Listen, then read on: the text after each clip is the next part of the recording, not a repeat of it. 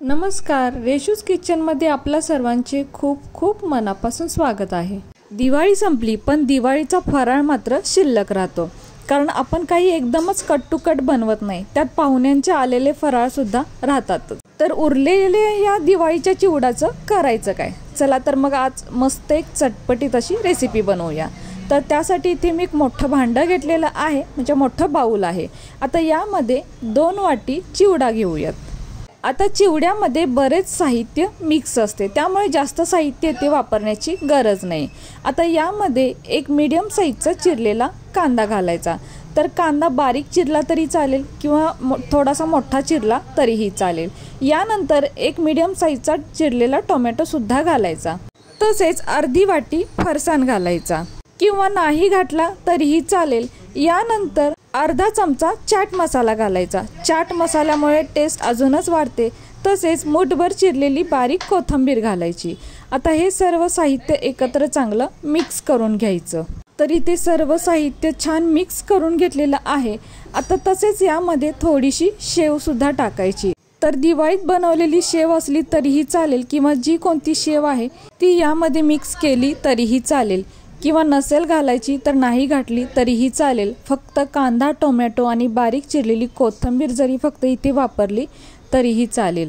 तर आता हे सर्व साहित्य एकत्र छान मिक्स करून घेतलेलं आहे। यामध्ये लाल तिखट, मीठ घालण्याची गरज नसते, कारण चिवड्यामध्ये ते ऑलरेडी असतेच।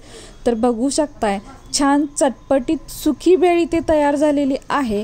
मुलांना तर खूप आवडते। आता आपण इथे थोडीशी टेस्ट करून पाहूया। वाव, मस्त तयार झालेली आहे। आपण ही चहा सोबत सुद्धा खाऊ शकतो। असा चिवडा तर आपल्याला खावासा वाटत नाही, पण असा चिवडा जर बनवला तर सर्वजण अगदी आवडीने खातील। पण अजूनही तुम्हाला जर चटपटीत बनवायचं असेल तर यामध्ये थोडासा चिंचेचा कोळ घालायचा किंवा थोडासा टोमॅटो सॉस जरी वापरला तरीही चालेल। पण टोमॅटो सॉस वापरणार असाल तर टोमॅटो सॉसमध्ये थोडंसं पाणी मिक्स करायचं, थोडंसं ते पातळ करायचं आणि मगच ते यामध्ये चांगलं मिक्स करून घ्यायचं।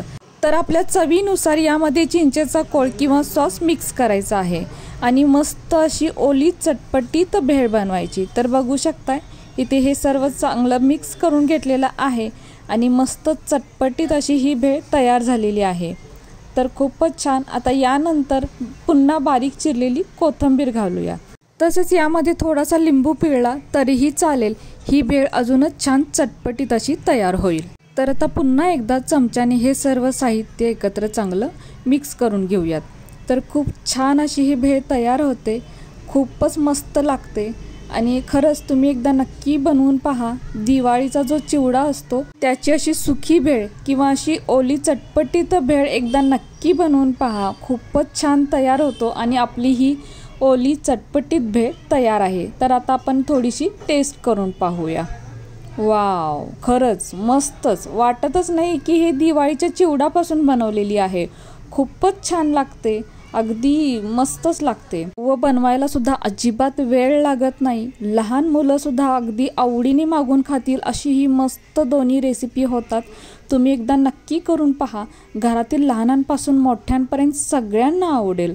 तर चहा सोबत तुम्ही सुकी भेळ खाऊ शकता किंवा अशी चटपटीत ओली भेळ सुद्धा खाऊ शकता। बनवायला अजिबात वेळ लागत नाही, अगदी घरच्या साहित्यात बनतात आणि कमी साहित्यात आणि कमी वेळेत बनतात। तर तुम्ही एकदा नक्की करून पहा आणि मला कमेंट करायला अजिबात विसरू नका। व कशी वाटली तुम्हाला ही आजची रेसिपी जर तुम्हाला आवडली असेल तर आपल्या माणसांसोबत नक्की शेअर करा। आणि हो, व्हिडिओ जर तुम्हाला थोडा जरी आवडला असेल तर प्लीज आपल्या या व्हिडिओला एक लाईक नक्कीच करा। नवीन असाल तर चॅनलला सबस्क्राईब करा, सोबत बेल आयकॉन प्रेस करा, म्हणजे मी बनवलेले असेच नवनवीन रेसिपी सर्वात आधी तुम्हाला मिळतील। आता पुन्हा भेटू अशाच एका नवीन रेसिपी सोबत।